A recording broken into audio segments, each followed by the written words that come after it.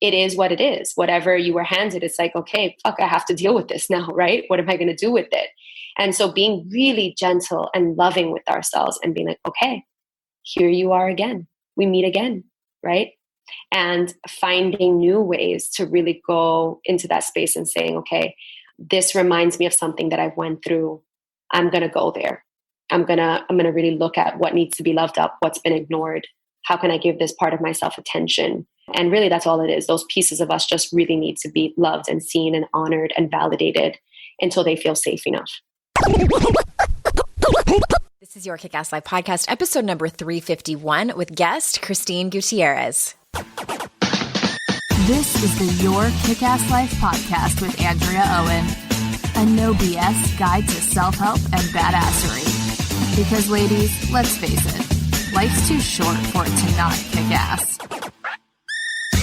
And here's your host, the girl who serves it up straight with a side of crazy, Andrea Owen.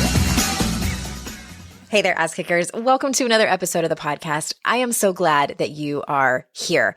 Today, I have a repeat guest on, and I could not wait to come and share her with you again because she has a new book coming out. I got a copy of it, and it is so fantastic. One of the things that I've learned over the years in this industry and in my own practice, and since I launched Your Kick-Ass Life in 2010, is that positivity is fantastic. Spreading inspiration and motivation, encouraging people that they can do it, cheering them on, that is all fantastic. It's all great. And if we really want to support people, if we really truly want to support and love women, we have to also make room for the difficult stuff, for the darkness, for the traumas and the quote unquote shadow side. And that's where Christine's work really comes in. I was so glad that she has written this book, and I quote her in the very, very beginning. You'll hear it. And I was so moved by her writing and also her process that she takes people through. I won't give too much away. For those of you who might be brand new to her, she also does work in love addiction.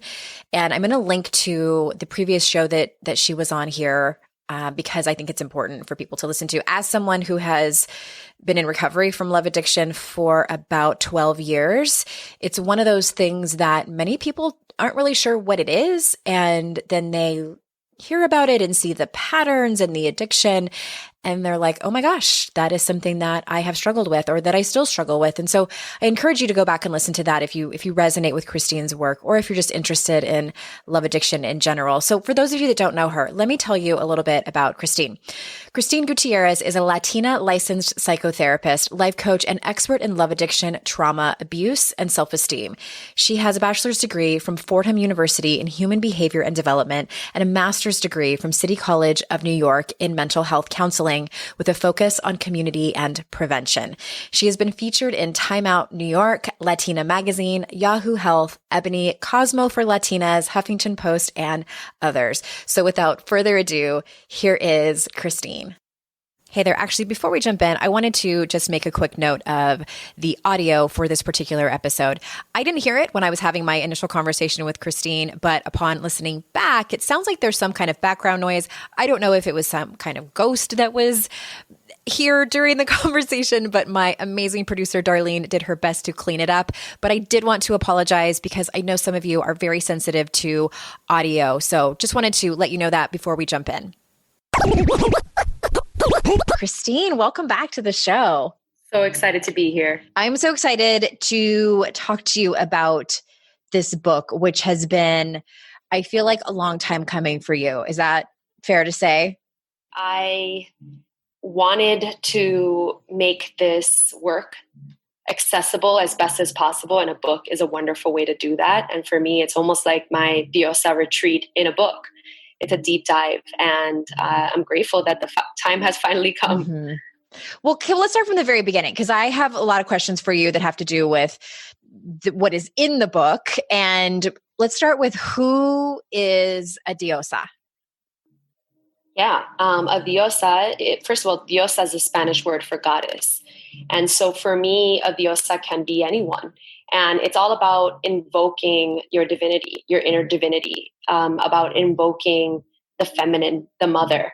And there's a part of the book where I say, whoever is guided to it is a diosa.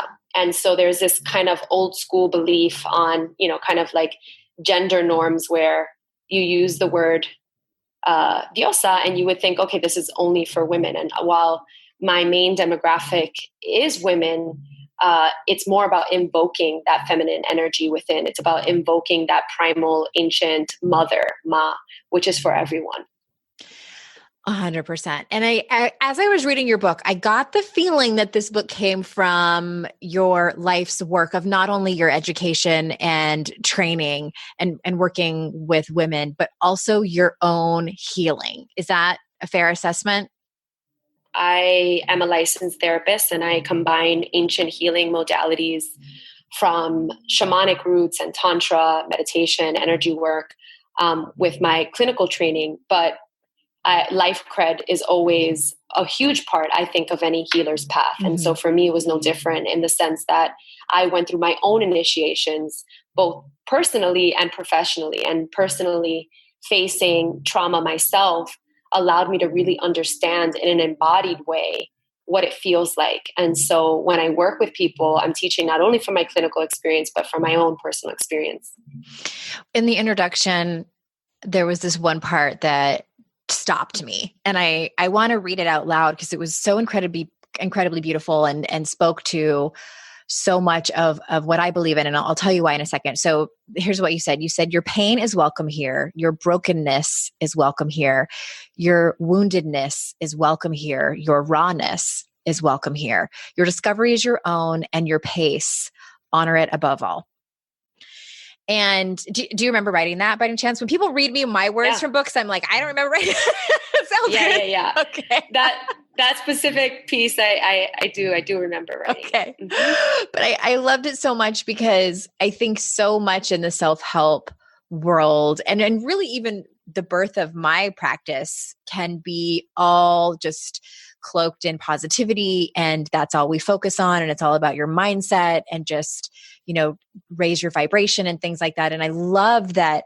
Yes, you do talk about that, but you definitely turn your head and open your arms as a healer towards the pain and the brokenness and the woundedness and the rawness. And it's really beautiful, to watch as a colleague of yours. And just, I wanted to acknowledge that and just say thank you because this work is necessary for people listening and people who come across your work. Yeah. It was really important for me. One of the main things that I wanted to do was to offer a sense of grounded spirituality. And for me, that means putting more humanity back into spirituality and personal development. A lot of what I call more mainstream spirituality really left out the human experience. And so for me, being a healer means really being like this mother, La Diosa, and kind of like this image of me with big arms and like the earth just kind of holding you and cocooning you as the soil would a seed. Right. And so when my clients come to me, there's this energy of this kind of ancient elder that comes to scoop them up and tell them, let me see your brokenness, cry on my shoulder. And I literally will rock my clients and sing to them what I call cantos del alma, songs from the soul, so that they can remember a time that goes beyond this mundane world, so that they can feel the love of La Diosa. And so part of that is, give me your demons, give me your wounds, because so often we go around this world trying to put ourselves together, right? And we don't have the space to just break, to just be raw, to be broken, to say, I need help. And so part of my work is, I consider myself a shadow worker, really holding space for those pieces of people that they're often too shamed to show others. Oh, I got goosebumps. Yes, yes, yes, yes. So many yeses there. The book is broken up into three parts: the darkness, the light. And when I was first reading the table of contents, I thought like I just saw those two, like the darkness and the light. And I was like, oh, cool. And then I saw that there's a third part and it's the integration. So why did you choose to write it that way? For me, I always start if you envision the body at the root, right? Your sex organs. In many different healing modalities, they talk about different chakras or energy portals. But essentially, I always start at the root, and the root for me is the dark womb of change. That's where you start at your family patterns, right? Or if you want to go even deeper. The moment that you were conceived, right? But really, you start from the bottom, the dark womb of change. You rise up and you start to see, okay, in order for me to access the light, I need to go to the shadows. In order for me to have sustainable light stay in my life, I need to look at those triggers. I need to look at those traumas. I need to look at the wounds that I've experienced in my life. And then and only then can you have sustainable light. And so what happens when we have this, right? The integration is the coming together of all those parts where you acknowledge that we are all things, right? We are both darkness and light. We are both sunrise and sunset. And so the integration is the necessary part of saying, I'm always going to have to face life on life's terms. I'm always going to have to deal with some shit at some point. Mm-hmm. But I need to know that I have tools. I need to know that I can hold those parts of me, that I can hold both the darkness and the light. And so that final piece is this kind of grounded practice of saying, let's pull all of this together. Let's get to know those triggers. Let's get to know the light that you were able to access as a result of doing this soul work. And then let's put it together and let's really implement these practices in a way that makes you feel whole. Mm-hmm. So I'm curious, which came first for you? In your own experience, was it you were in school, as learning how to be a therapist and then figured out like, oh, there's so much more than CBT or talk therapy. There needs to be soul work. Or was it the other way around? Did you know that there needed to be soul work first and then went into your training? I like to say that since the time I was little, I from the earliest memories, I was attracted to spirituality and healing work and helping work. And so in that way, I was a student, a spiritual student. And though my background was in Catholicism because I went to Catholic school, I don't practice I'm not a practicing Catholic now, but a lot of my spirituality came from that point where I knew that there was more beyond this material world. The Catholic Church really has it down when it comes to rituals, they really teach that. Yeah. And there was so much, until this day, I'm obsessed with churches and there's so many things that I gained, right, that are part of my practice. Like I always say, like, when shit hits the fan, I'm praying my old school prayers. Yeah. And so I keep it close to my heart. And I had like a little baby altar, right, where I would use my little Bible and I would specifically open it to Psalms because that was like my favorite because it was very poetic. Mm-hmm. And I would use it and like ask it a question and open, and whatever would come to me would be like my message. And, that spiritual connection made me know that there was support that went beyond this world. And so I carried that with me. And I knew that anything that I would do would somehow be connected to this part of me. Of course, being younger, I didn't know that this existed, right? I didn't know that shamans existed, or I didn't know that you could be a therapist and be spiritual. But once I found out that you could do that and you could merge the two, I made sure to do that. And so I think that the spiritual came first, but in terms of training, my clinical training came first in the traditional sense. But I believe that I was trained by spirit even before going to school to get my master's and become a licensed therapist. And then after I graduated with my master's, I went on another journey to get more formal spiritual training. Interesting. I was just curious, like just selfishly curious, because it's so interesting to me. People like you, I have a couple of good friends and colleagues who are like that, who feel just were born to be connected, had an early connection to spirit when they were very young. That was not my experience. It was a little bit like that, but not to the extent that you're talking about. But I find that super fascinating. Switching gears a little bit, talk to us about exploring your emotional triggers. Why is that important? When you have someone say something to you that you don't like, or you are in yet another relationship that is bringing up these old traumas, you want to know that original starting point. You want to know where are those buttons within you. And the way I describe this is that it is key to explore our emotional terrains and become like a spiritual archaeologist and dig up the bones of your past, dust them off, see what you're hiding in the closet so that you get to know who you are, what you don't like, what hurts you, what pains you. And that gives you information. It gives you data. Mm-hmm. And that data will help you to make changes, will help you to make better choices, will help you to have a better relationship with yourself, have a better relationship with others. So it is, for me, one of the primary things that I focus on with my clients is figuring out where those traumas happen, where do those triggers come from, exploring them so we can turn the volume down on the trigger and pick safer environments that don't activate the triggers as much.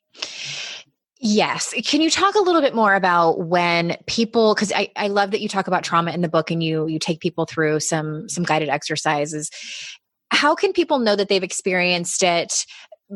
I mean, I understand, like, okay, say you're in a relationship and somebody says something seemingly innocuous and you get your feathers ruffled, you might balk at it, you might totally freak out to some extent. So how can people know that they've experienced trauma? Because I think sometimes people have a hard time connecting the dots.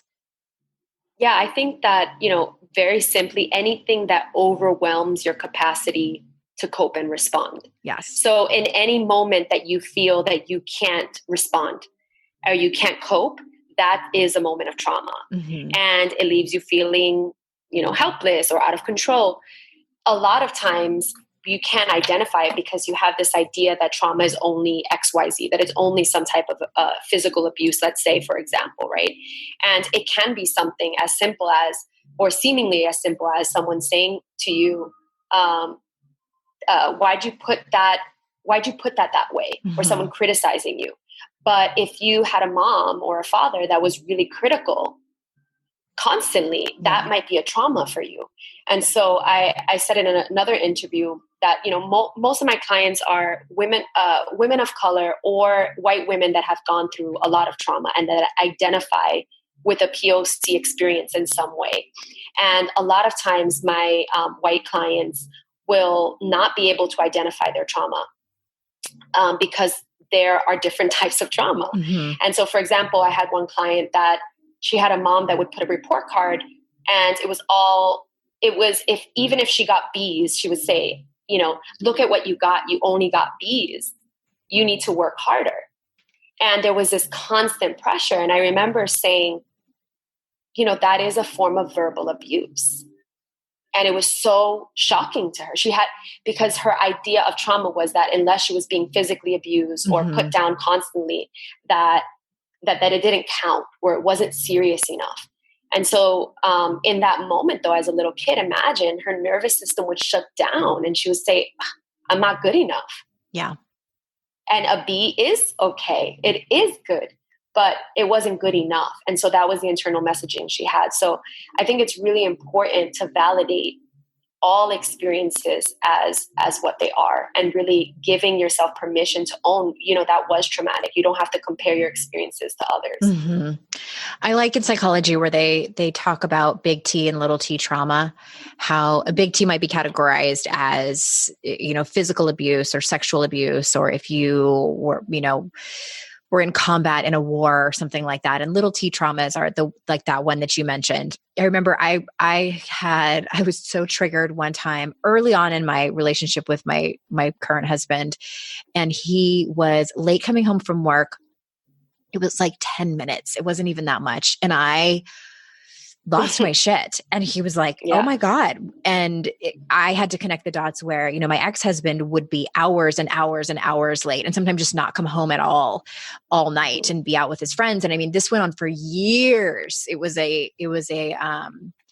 traumatic for me, and always being lied to and like promised that he would come home on time or promised that he would call me and he wouldn't. It was this betrayal that went on and on and on. And I didn't realize that it was still affecting me until it was done at a much, different extent. But my reaction, I was so triggered and also got really angry with him, which was undeserving. And it was enormously helpful for me to own it, not beat myself up for it, and also just communicate like, this is what's happening. It's my stuff. And I also need you to be compassionate with me around this. Absolutely. That's such a perfect example, right? A lot of times this will happen with someone that has a partner that's struggling with addiction or some type of addiction where there's a lot of betrayal, there's a lot of lies, or there's just a lack of respect, right? Mm-hmm. And that betrayal makes you live in this state of fight or flight, right? Yeah. And freezing, because your nervous system, again, your intuition, right, in that past marriage, probably there's something there that was feeling, this doesn't feel right. I'm upset. I'm scared. But it's a helpless feeling because we're powerless over other people's actions, right? Yeah. And so what happens is when a similar event comes up, although it may be very different on the surface, the brain signals late, right? Mm-hmm. Late equals lies, equals betrayal, equals pain, equals suffering, equals abandonment, right? Equals this is not going to work, equals whatever. And it goes into a dark kind of spiral, right?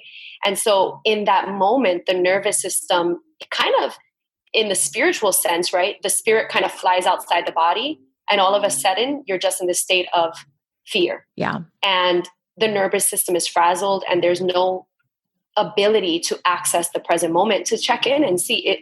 How can I repair? How can I see if my intuition is telling me something, or is there, in your case, right, that this is something from the past that still needs to be healed? And so often, so many of us have these parts of us that we only know once that wire is exposed a little bit and it's touched, and you're like, ouch, what was that? Yeah. Why did I get so mad? That was no big deal. Mm-hmm. Like, I have a thing with like, being told to like clean or do something in a specific way, because my mom was so picky. And so it's so annoying to me. I'm like, oh, just leave me alone. Right. Yeah. So I know I have to be mindful. And I remember, a couple of years back when I was living with a roommate, she was like, I'm just giving you a heads up. You don't have to be so reactive. And I remember saying to her, wow, I remember what this was. I was severely verbally abused. And I go into this state of being like this little girl being yelled at by her mommy. Right. And so being able to go to those spaces within ourselves and give them love and speak to that part of ourselves and communicate if we're in partnership is so much better, because then you're not projecting. You're able to really say, here's what's coming up for me. I'm going to work on this and have compassion for me. Yeah, it's work. and I say that from experience, because especially when, I can only say it in my experience, my intuition in that former relationship, my intuition was telling me something. And then my intuition was gaslit by my partner, saying, that's right. You're making it up. This isn't what's happening. And my intuition was screaming. And then what did you learn? I learned I learned a lot of things. but in that moment, right, you learned that maybe you can't trust your intuition because gaslighting denies your reality, right? So then what happens? We have a fragmented intuition, because a part of us we're like, wait a minute, but I thought I was right. Yeah. And the person that's gaslighting you is like, no, girl, you're wrong. And you're like, but confusion begins, right? So then part of that reason why when that new trigger comes up, even if the person actually isn't doing something, is because a part of ourselves also lost faith within ourselves, because that intuition was denied, right? Was denied. And so part of that journey, right, of healing that trauma is then repairing our intuition to say, okay, wait a minute, let me still myself. Let me practice coping mechanisms to help me get my nervous system into a state of neutral, so I can see into this experience and see what's actually up. Well, talk to us about that for a minute. The intuition, our gut versus fear, because you gave a really great example in the book about a woman who had experienced past abuse. I think it was, there were a lot of client stories, and I can't remember exactly what her story was, but you talk about that and the how of that healing. Can you talk about that for a minute? Yes. Basically, here's the deal. Sometimes we're not going to know if we're right or wrong. No. Why? Because if you have been gaslit, like in your story, right, which I've experienced as well, your sense of reality is then skewed.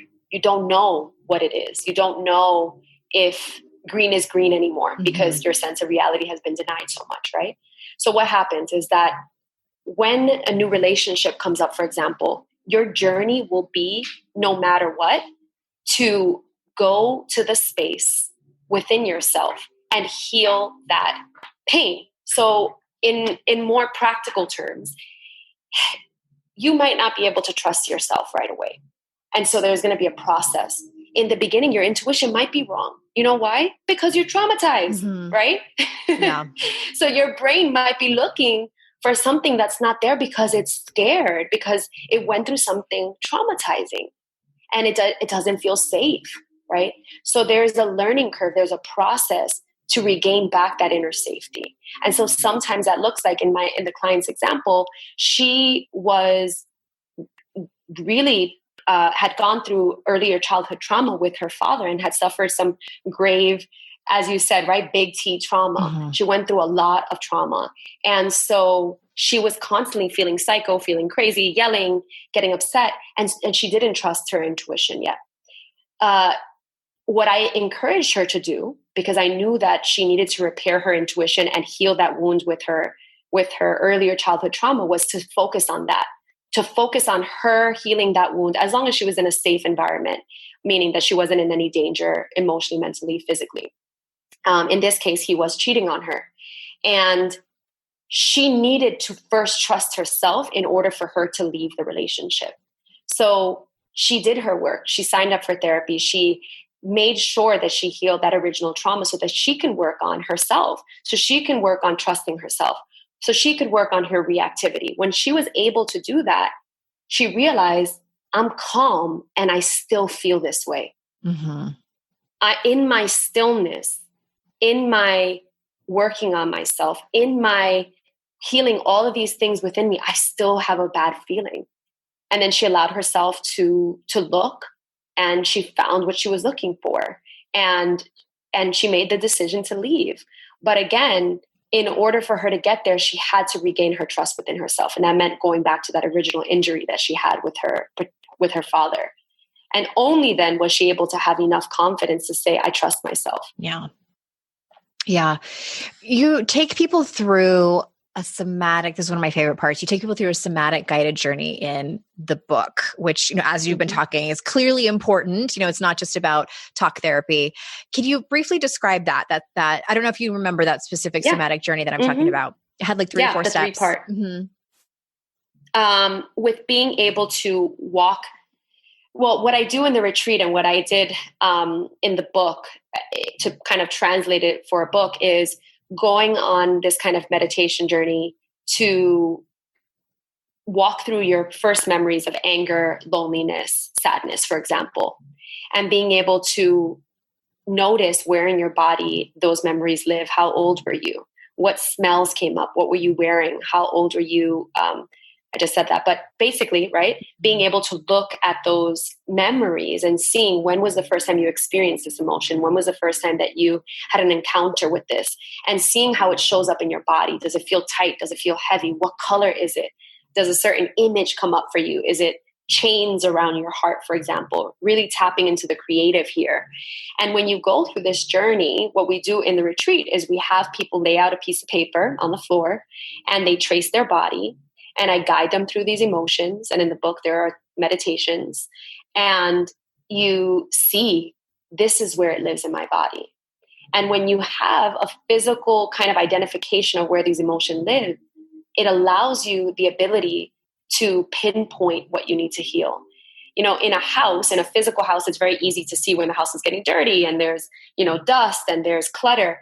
But sometimes emotionally, we don't see that until we see our actions on the outside and our life become a mess. Mm-hmm. And so this is a way for us to look inward and to say, okay, where is this living in my body? Because that's stuck in there and I need somehow for it to come out. And so this somatic awareness of where it lives allows you to have connection again with your body and with what you've experienced in your life.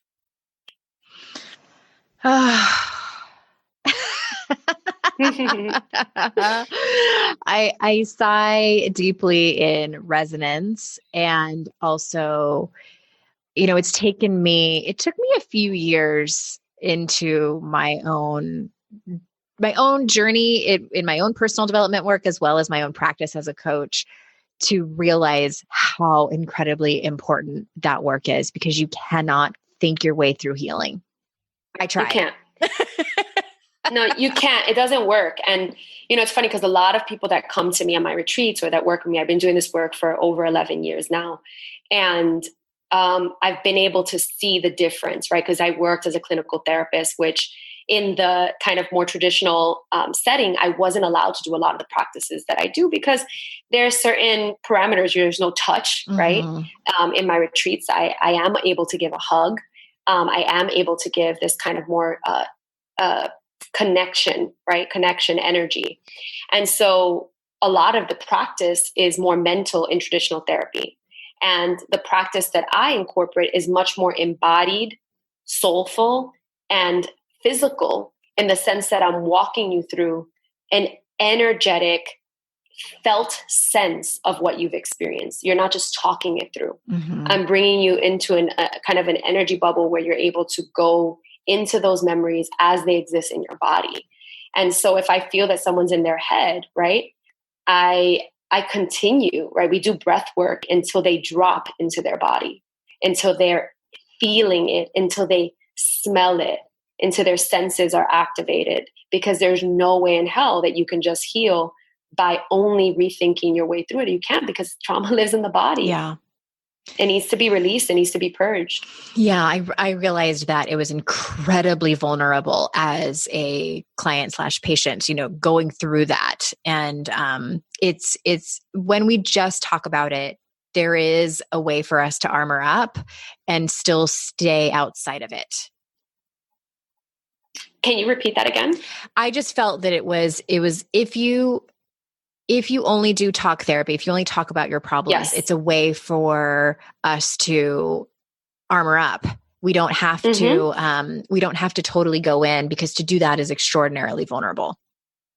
Yeah. And I love having, a full holistic approach, right? Go to talk therapy, allow you, and therapy is also changing, right? Like a lot more therapists are incorporating more mindfulness, more breath work, more embodied practices, because there's more research to support this kind of belief system, right? And in the book, I also say how the word psychology doesn't mean the study of the mind. It means the study of the soul. And so that's important to know that, because you are studying the soul. You're bringing someone to help them reconnect to their soul. And so if you are experiencing, blocks in your life and you're like, why is this not freaking going away? Right? Mm-hmm. I thought my way through this. Why do I keep running into the same problems in every relationship? That's another thing. Exactly. It means that there's something energetically, there's something in the nervous system that doesn't feel safe yet, that hasn't been repaired enough yet. And it's totally okay. That's for most of us. We're not gonna, especially if you've gone through a lot. I consider myself one of those people that's gone through a lot. And sometimes it's a harder kind of path. Some people haven't, and they don't have as many triggers, and that's cool too, right? But it is what it is. Whatever you were handed, it's like, okay, fuck, I have to deal with this now, right? What am I going to do with it? And so being really gentle and loving with ourselves and being like, okay, here you are again. We meet again, right? And finding new ways to really go into that space and saying, okay, this reminds me of something that I've went through. I'm going to go there. I'm going to really look at what needs to be loved up, what's been ignored. How can I give this part of myself attention? And really, that's all it is. Those pieces of us just really need to be loved and seen and honored and validated until they feel safe enough. Yeah. The book is I Am Diosa, A Journey to Healing Deep, Loving Yourself, and Coming Back Home to Soul. The book is out now online. I don't know if anyone's going to be able to go to a bookstore, but they can try to order from independent bookstores. And do you have anything or a link where anybody can go to for any giveaways? Yeah, all the details will be at iamdiosabook.com. We have tons of resources that are not in the book, meditation and a 3-part video series to really help you walk through a lot of what we've been talking about today, kind of getting from the blocks into what the vision is beyond that. Excellent.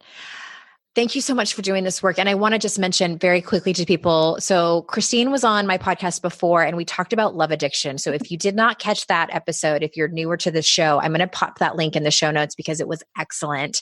You'll get to hear more of the work that she does and go out and grab the book. iamdiosabook.com to get the extra resources. Anything else that you want to say before we're complete over here? Just that you are so worthy and so deserving of love. And I know that right now we are all collectively going through a lot, and just give yourself the space to have a little bit of extra compassion for yourself and take some time to just look at those spaces within you that need some loving and give yourself some loving. Thank you. Thank you. Thank you. Thank you. Thank you everyone for listening. You know how much I value your time, and I'm so grateful that you choose to spend it with me and my guests over here. And until next time, everyone, I will see you all out in cyberspace. Bye-bye.